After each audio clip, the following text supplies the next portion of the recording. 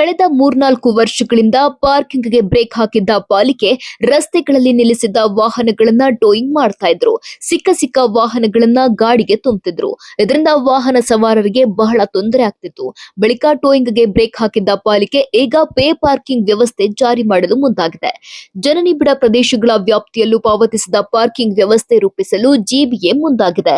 MG ರಸ್ತೆಯಲ್ಲಿ ಪ್ರಾಯೋಗಿಕ ಯೋಜನೆ ಆರಂಭವಾಗಿದ್ದು, ಯೋಜನೆ ಸಫಲವಾದರೆ ಸದ್ಯದಲ್ಲೇ ಯಲಹಂಕದಲ್ಲೂ ಈ ಪಾರ್ಕಿಂಗ್ ಪೇ ಜಾರಿ ಮಾಡೋಕೆ ಜಿಬಿಎ ಪ್ಲಾನ್ ಮಾಡಿದೆ. ಮೊದಲ ಹಂತದಲ್ಲಿ ಕೇಂದ್ರ ನಗರ ಪಾಲಿಕೆಯಿಂದ ಪಾರ್ಕಿಂಗ್ ವ್ಯವಸ್ಥೆ ಶುರು ಮಾಡಿದ್ದು, ಕೇಂದ್ರ ವಲಯದಲ್ಲಿ ಸುಮಾರು 46 ರಸ್ತೆಗಳಲ್ಲಿ ಪೇ ಅಂಡ್ ಪಾರ್ಕಿಂಗ್ ಜಾರಿ ಮಾಡಲಾಗುತ್ತೆ.